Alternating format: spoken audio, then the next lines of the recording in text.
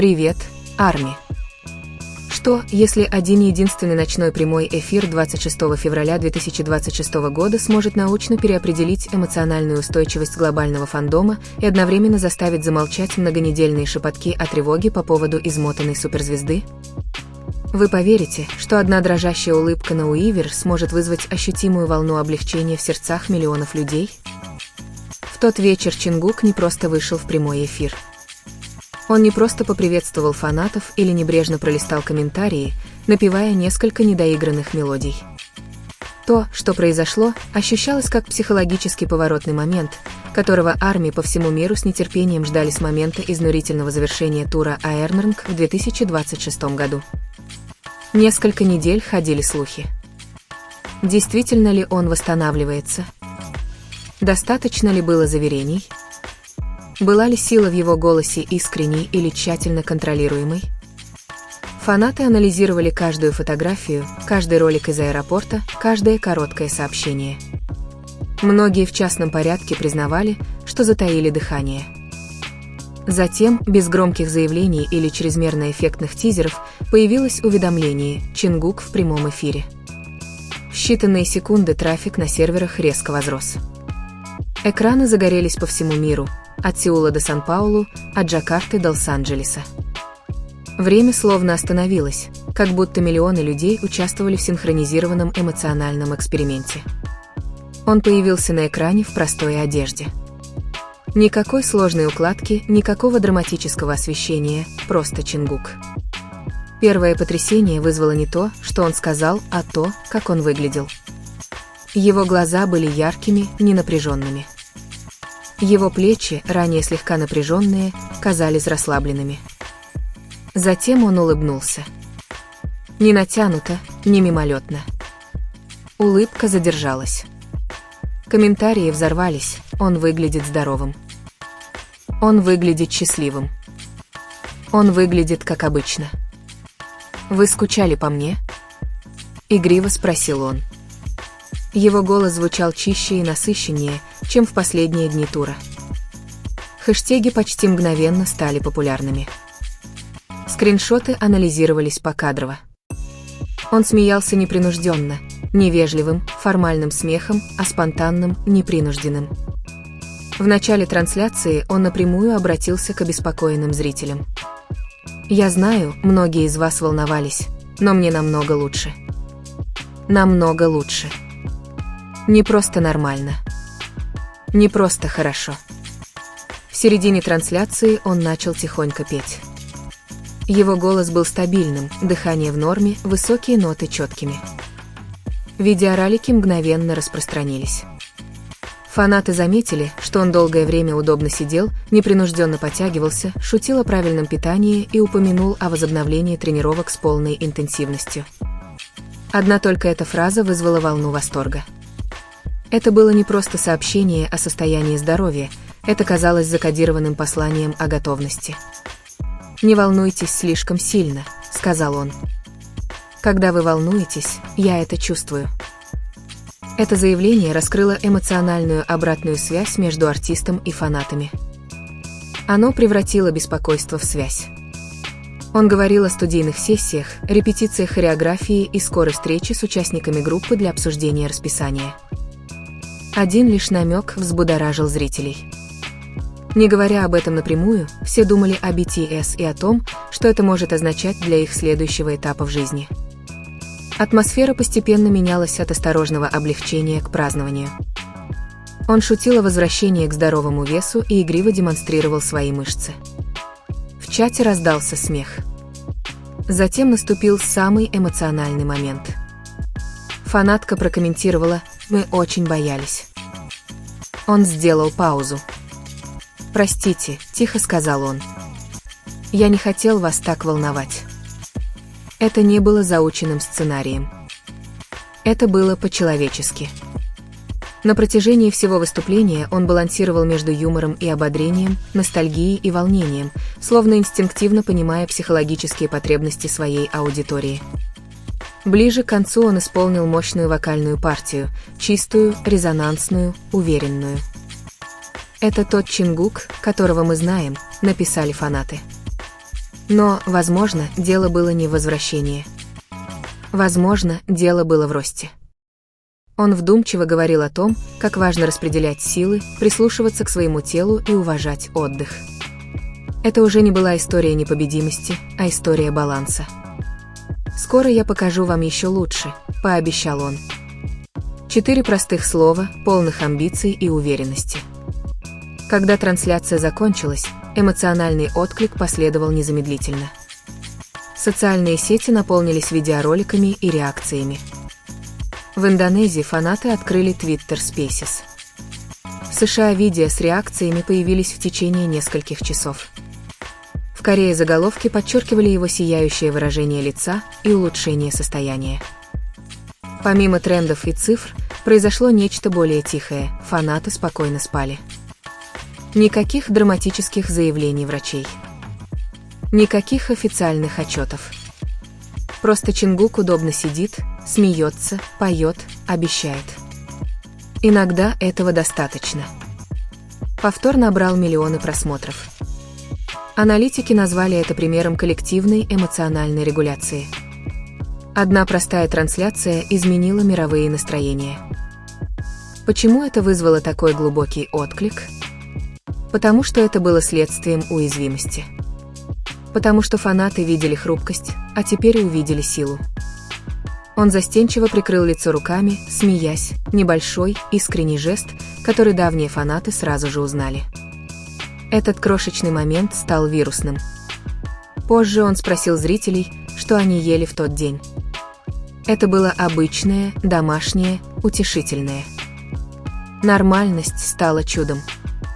В каком-то смысле известный своим неустанным темпом, его слова звучали революционно: «Я буду много работать, но и хорошо отдыхать буду».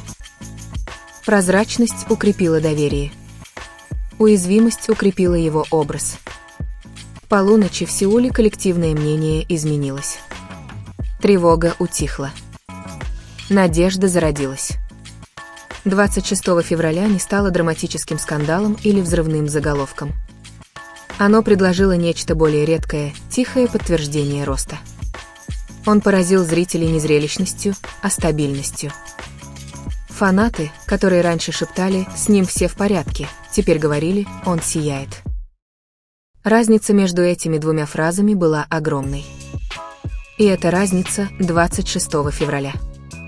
Однако, даже когда празднование утихло в ранние часы утра, постепенно пришло другое осознание. Незабываемой ту ночь сделали ни песни, ни шутки, даже невидимые признаки выздоровления. Это было чувство доверия, которое тихо восстановилось в реальном времени. Годами поклонники восхищались Чингуком за его силу, дисциплину и почти сверхчеловеческую выносливость на сцене. Но сила всегда определялась как выносливость. Прилагать больше усилий, дольше оставаться на сцене, никогда не показывать слабость. На этот раз определение изменилось. Сила стала выглядеть как честность. Сила стала выглядеть как отдых. Сила стала выглядеть как человек, без стеснения говорящий: «Мне нужно было время». Это тонкое изменение казалось революционным. В прежние времена айдолы часто исчезали на время восстановления, возвращаясь только тогда, когда снова были в идеальной форме, как будто ничего не произошло. Но на этот раз все было иначе. Вместо того, чтобы скрывать этот процесс, он позволил миллионам увидеть промежуточный этап, не полностью восстановившийся, не выступающий на 100%, просто человек. И каким-то образом эта человечность заставила его сиять еще ярче. Фрагменты с концерта продолжали распространяться в течение нескольких дней. Не драматические моменты, а тихие. Он пьет воду. Он настраивает камеру. Он щурится, чтобы прочитать мелкие комментарии. Обычные движения, которые обычно оставались незамеченными, вдруг стали казаться значимыми. Доказательство присутствия. Доказательство того, что он действительно здесь. Фанаты стали называть это успокаивающим концертом. Не концертом-возвращением. Не рекламным концертом. А именно успокаивающим концертом. Потому что он и обеспечивал именно комфорт. Интересно, что эмоциональный эффект был негромким. Это не было взрывным волнением, как при выпуске тизера или анонсе альбома. Он был мягче, спокойнее, как ощущение, когда наконец-то выдыхаешь после слишком долгой задержки дыхания. Такое облегчение, которое оседает в груди и остается там. Некоторые зрители позже признались, что не осознавали, насколько сильно они волновались, пока это волнение не исчезло. И, возможно, в этом и заключался истинный эффект. Не ажиотаж. Не зрелище. Исцеление. Между тем, наблюдатели в индустрии отметили еще кое-что, то, как он контролировал ситуацию, почти ничего не говоря. Ни один официальный пресс-релиз не смог бы так эффективно успокоить фанатов. Ни одно официальное заявление не смогло бы воспроизвести подлинность его улыбки или естественную стойкость его голоса. В цифровую эпоху один настоящий час перед камерой перевешивал страницы письменных обновлений. Это было общение в самом прямом виде. Артист к аудитории. Без фильтров. Никаких посредников. Только Чингук. С каждым днем тревога сменялась предвкушением. Разговоры перешли от «с ним все в порядке», в «когда мы снова увидим его выступление». Слухи о студии всплыли вновь. Появились предположения о видео с репетицией. Каждый намек внезапно стал вызывать волнение вместо страха. Эмоциональная атмосфера полностью изменилась. И, возможно, эта трансформация раскрыла нечто более глубокое в связи между BTS и их фанатами. Она строилась не только на музыке или выступлениях. Она строилась на таких общих моментах, как этот, хрупких, непредсказуемых, искренних. Моментах, когда грань между суперзвездой и обычным молодым человеком на мгновение исчезла. Моментах, когда мы вместе стали свидетелями исцеления. Оглядываясь назад, 26 февраля не казалось грандиозной вехой, когда это происходило. Не было фейерверков, не было обратного отсчета, не было официальных баннеров, объявляющих его историческим. И все же история часто формируется тихо. Не шумом, а смыслом. И смысл был повсюду в ту ночь, в каждом смехе, в каждой нежной ноте, которую он пел, в каждом мягком заверении. Еще долго после окончания трансляции в умах фанатов продолжала звучать одна фраза «мне намного лучше». Простые слова. Но иногда именно простые слова спасают миллионы встревоженных сердец. Но история не закончилась одним лишь утешением. В последующие тихие дни начало всплывать нечто еще более интересное. Прямая трансляция постепенно превратилась из простого обновления в культурный ориентир, то, к чему фанаты постоянно возвращались не за информацией, а за утешением. Люди пересматривали ее во время учебы, в дороге, перед сном. Не потому, что произошло что-то драматическое, а потому, что ничего драматического не произошло.